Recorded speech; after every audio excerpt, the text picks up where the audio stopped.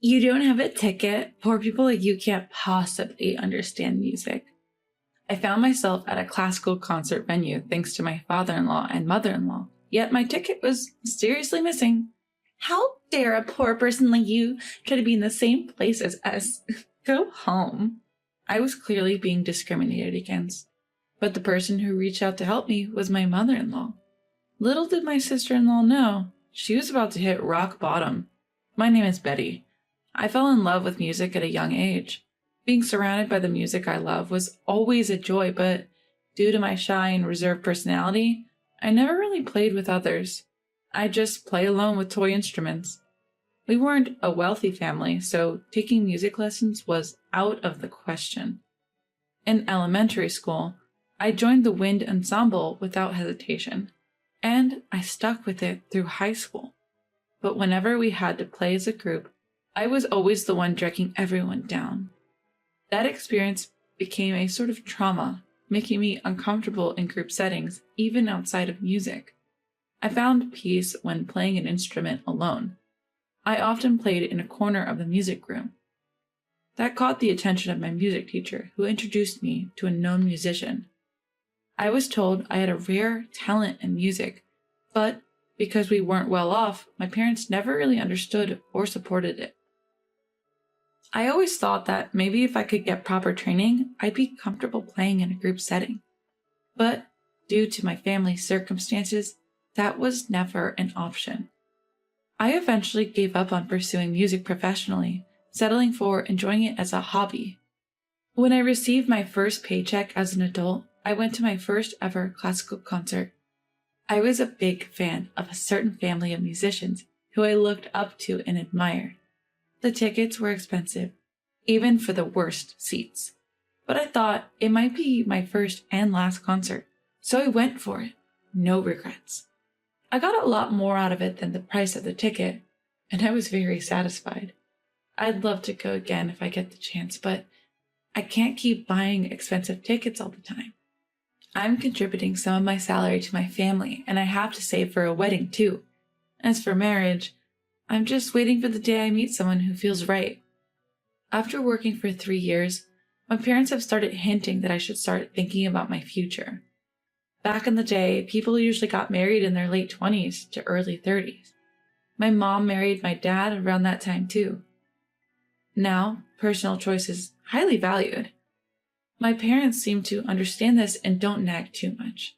But the lack of pressure makes me feel like I need to hurry up and get married. Even after getting a job, I'm still shy and introverted. I've been invited to group dates by female coworkers, but never really talked to anyone. Just being able to consider going on a group date is growth for me. So I decided to start with online conversations through a dating app. I met a guy who loves music and we hit it off online. After exchanging messages for a while, he asked to meet up and I agreed. When we met, I realized he was one of the members of a famous musical family I'm a huge fan of. People might wonder why I didn't recognize him from his profile picture, but who'd ever think it was actually them? His name was common enough not to suspect it was really him. And if he knew I was a fan, I feared he'd turn me down. I kept it a secret at first, but eventually decided to open up. I told him about my shyness and how I'm uncomfortable in large groups. He said, "I feel the same way." The more we talked, the more we clicked, and we decided to get married. When I told him I was a fan, he said he was honored and his smile was radiant. Things moved smoothly and a date was set to meet his parents. His family members were usually busy touring, but there happened to be one day when they were all home. I nervously entered his house and waited for his parents and his sister-in-law, entertained me in the meantime. She said, "As you might know, we're a musical family. If you can't play at least a violin, you're not really part of the family, you know." I was in trouble. I had never touched a violin in my life, let alone played one. The school's band club didn't have room for violins. That's when her parents stepped in and said if she had musical skills, any instruments would do. But his sister-in-law insisted on the violin. Then he said, "Mom, don't we have a practice violin? Can we borrow it?" And he added, "Please give Betty and me some time for a quick lesson." His mother agreed. "Why not? It'll be interesting to see what you can do in about an hour." A string instrument, and a violin at that. I wasn't confident I could make a sound in just an hour. "But trust me, Betty, you'll be fine," he said. I took his word for it and even asked my mother-in-law if she'd lend me her violin. He has a practice room, and we spent an hour there. It was my first time with a violin, one-on-one. Honestly, I was terrible, but Twinkle, Twinkle, Little Star is a song I know, so imagining it was easy. I focused on putting emotion into my play since my technique was non-existent. "You're doing great, Betty," my mother-in-law said. "Just making a sound on the violin is hard. You've come a long way, especially considering it's your first time. You're giving the music the respect it deserves." He also said, "You moved me," and gave me a big round of applause. The only one who looked unimpressed was my sister-in-law. I guess she thought I'd embarrass myself. She never expected me to actually be liked by her mom. And so, I was accepted into this musical family. I've officially become a married woman. The relationship with my father-in-law and mother-in-law is good, but a problematic hierarchy with my sister-in-law is emerging. She picks on me, makes snide remarks, and harasses me. She's very pushy and always retaliates if I talk back. I don't have the courage to do so, but that seems to irritate her even more. Either way, the harassment increases. When the family was on tour, there were days where sister-in-law didn't perform due to the tour structure. On those days, it was just sister-in-law and me left at home. Although we had a housekeeper, sister-in-law insisted that I should cook. After tasting it, she kept saying it was awful and poorly made. Even when she told me to remake the meal, she'd throw it away right in front of me, saying she didn't want to eat it anymore. She even spills soup intentionally.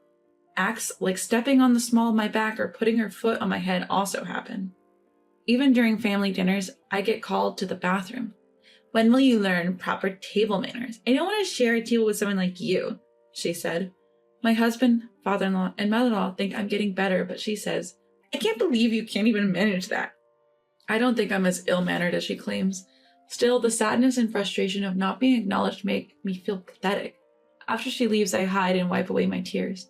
Then my husband comes and says, "I was worried when you didn't come back. Wait, why are you crying? Is she giving you a hard time? Don't hold back, tell me everything." What a sweet man.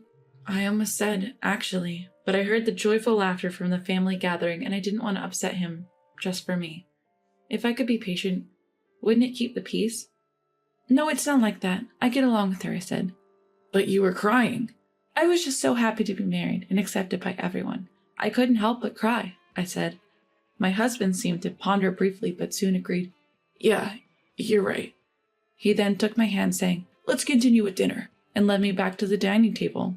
It looked like we'd finally get some downtime from my father-in-law and mother-in-law. They even suggested going to a classical music concert as part of welcoming me. Listening to various performances and interpretations from different conductors can be enlightening. They asked me which concert I'd like to attend. I recommended one that my father-in-law and mother-in-law had previously enjoyed. We found out that they could possibly get tickets through a connection they had. However, my sister-in-law says she wants to handle the tickets. She claims she has some pull with the people involved. On the day of the event, we arrived at the venue, and my sister-in-law heads over to the staff entrance. After a brief chat with the staff, she comes back with something that looks like tickets. One by one, she hands out the tickets to everyone. However, there was no ticket for me.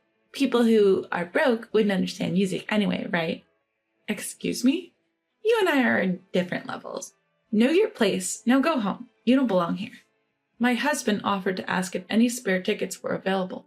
However, I didn't want to worsen my sister-in-law's mood and make things uncomfortable for everyone else.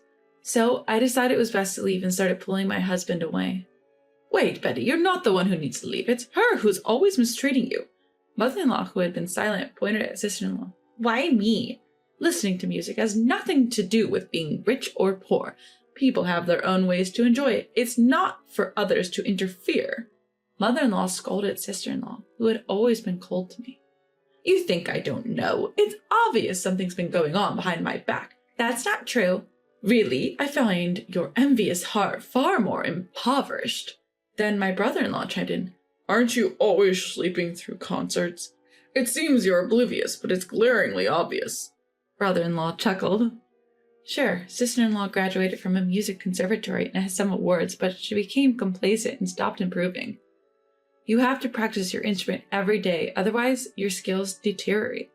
If you're going to talk about what music is, then you should first strive to be better yourself, said brother-in-law.